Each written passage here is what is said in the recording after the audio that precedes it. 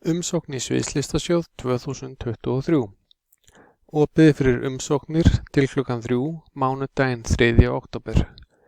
Til að gera góða umsókn verður að byrja vinnu við umsóknina tímanlega og eindregið er mælt með að skila ekki umsókn á síðasta degi. Umsóknin er nokkuð breytt frá fyrri árum. Fjárhagsáætlun er til dæmis hluti af umsóknarforminu og því ekki lengur þörf á fjárhagsáætlun í viðhengi. Þegar komið er inn á mínar síður Rannís er umsókn stofnuð með því að fara í umsóknir og nýskráning. Eftir að búið er að stofna umsókn birtist hún á forsíðu minna síðuna. Lesið leiðbeiningar á inngangssíðu umsóknar. Rauði borðinn er leiðarkerfi umsóknar. Skoðaðu allar síður áður en þú byrjar að fylla út umsóknina. Þegar byrjað er að fylla út umsókn þarf að vista breytingar á hverri síðu áður en farið er á þá næstu. Vistanappurinn er neðst á hverri síðu. Hann er með skörpum útlínum og texta ef eitthvað er að vista. Hann verður ógreinilegri þegar að búið er að vista og ef bendillinn fer yfir hann kemur bannmerki sem þýðir eingöngu að hnappurinn er óvirkur vegna þess að það er ekkert að vista. Á síðu 1.1 er gerð grein fyrir umsækjanda. Umsækjandi þarf að vera lögaðili með kennitölu og bankareikning. Umsækjandi þarf ekki að vera atvinnu sviðslistahópurinn sem að verkefnið tengist, en algengast er að svo sé. Umsækjandi getur til dæmis verið fyrirtæki sem tekur að sér framleiðslu þess verkefnis sem setja á upp. Umsækjandi getur verið einstaklingur en ekki er mælt með þeirri leið. Spurtur heiti sviðslistahópsins í lýsingu verkefnis á síðu 2.1. Ef styrkur fæst er samningur gerður við umsækjanda og styrkur er eingöngu greiddur til umsækjanda. Athugið að ef umsækjandi er annar en sviðslistahópurinn á að gera grein fyrir faglegum bakgrunni bæði umsækjanda og sviðslistahópsins. Athugið einnig að ef umsækjandi er annar en sviðslistahópurinn skal gefa upp nafn á forsvarsmanni umsækjanda en ekki tengilið sviðslistahópsins. Á síðu 1.2 skráir umsækjandi ef við á fyrri úthlutanir sem hann hefur verið í forsvari fyrir síðustu 3 ár og stöðu þeirra verkefna. Á síðu 1.3 eru þátttakendur skráðir út frá kennitölu. Ef með þarf er hægt að skrá þáttakanda á 0 kennitölu. Það veikir umsókn ef óvissa er marga þáttakendur. Ef þáttakandi er í fleiri en einu hlutverki þarf að búa til eina skráningu fyrir hvert hlutverk. Á síðu 1.4 eru samstarfsaðilar skráðir ef við á. Hér væri til dæmis sviðslistahópurinn skráður ef umsækjandi er annar en hann. Samstarfsaðilar gætu til dæmis verið sýningarstaðir, framleiðslufyrirtæki, sveitarfélög og svo framvegis. Lýsingu á verkefni er gott að skrifa fyrirfram til undirbúnings. Hámarkslengd eru 7500 stafabil. Þegar að texti er afritaður inn á umsóknina verður hann að koma inn sem hreinn texti eða plain text. Út frá áætluðum upphafs og lokadegi verkefnis reiknast lengd verkefnisins í mánuðum. Sá mánaðarfjöldi er tímarammi verkefnisins, í þessu dæmi 6 mánuðir.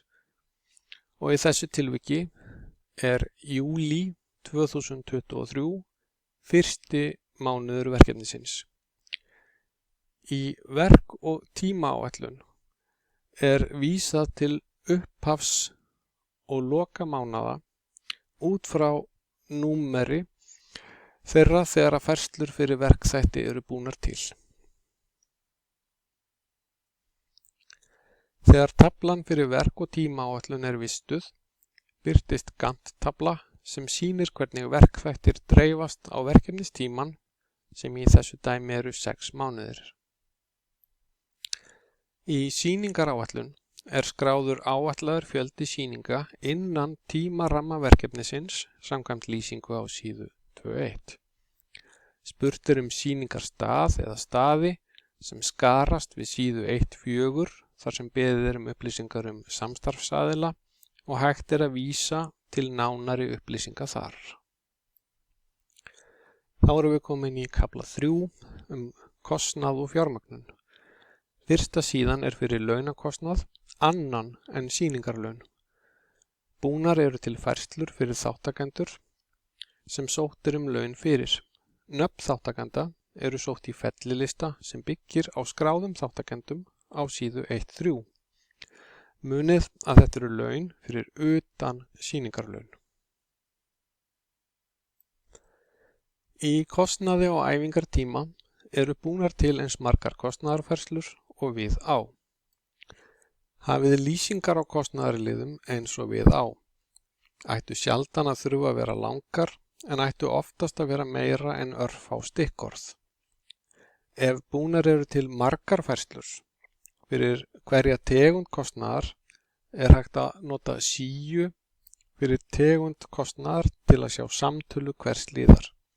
Þetta er hjálpartæki fyrir umsækjanda en ef það er bara 1 eða 2 færsla fyrir hvern kostnaðarlið er ekki mikil þörf á þessum valkosti. Á síðu 3.3 er áætlaður kostnaðar á hverja sýningu skilgreindur, þar með talið sýningarlaunin. Út frá áætluðum kostnaði á hverja sýningu reiknast síðan kostnaður á allar sýningar út frá áætluðum fjölda skráðra sýninga. Hægt er að skrá sýningarlaun á ólíkan hátt. Hægt er að gera eina færslu fyrir hvern þáttakanda sem á að fá sýningarlaun og tilgreina þáttakandan í lýsingu. Einnig er hægt að taka saman í eina færslu sýningarlaun nokkurra þáttakanda og hafa þá skýringu ítarlegri.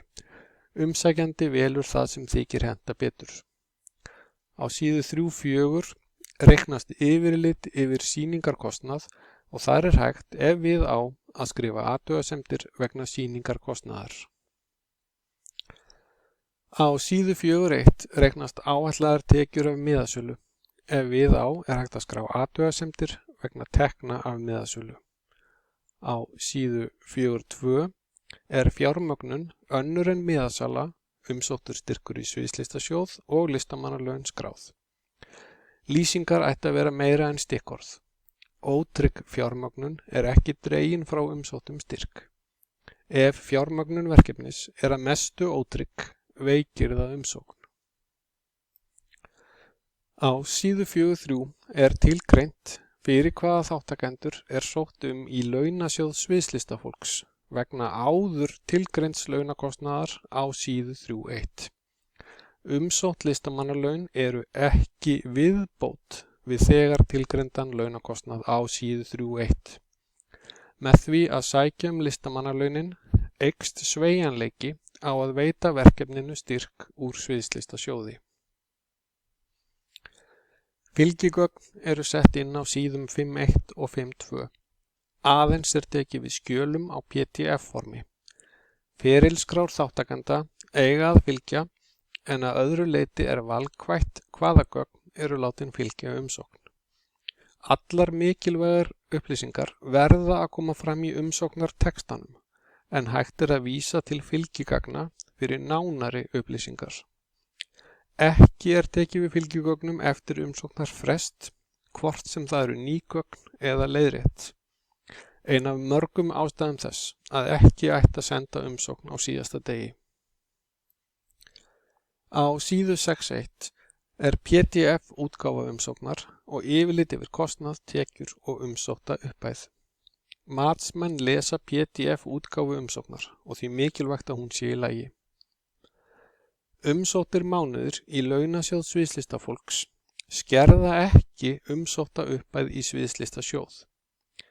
Ef verkefni fær úthlutað mánuðum úr launasjóðnum, lækkar hins vegar hámarksstyrkur úr sviðslistasjóði sem því nemur.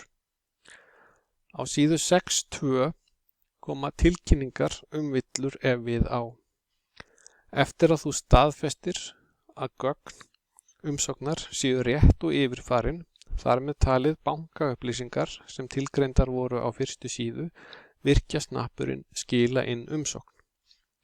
Eftir að umsókn er skilað verður hún aðgengileg undir innsendar umsóknir og það er öruggasta staðfestingin á móttöku hennar. Gangi ykkur vel.